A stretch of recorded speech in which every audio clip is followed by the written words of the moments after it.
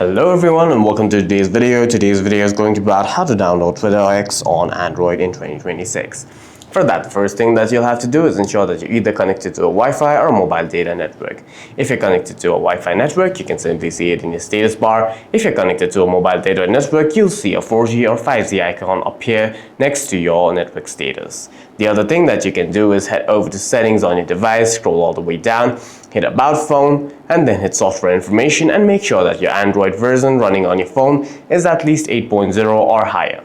This phone is running Android 16, so we can move forward. After that, you can head over to your app drawer search bar, and then in the search bar simply search for Play Store and then open Play Store. In the Play Store search bar, you can simply type in X and then hit go or enter on your keyboard. Next to X, you'll see an install button. You can hit the install button. Before downloading any apps from the Play Store, make sure that you're logged into your Google account. If not, then you'll be prompted to log into your Google account, in which you'll have to enter your credentials.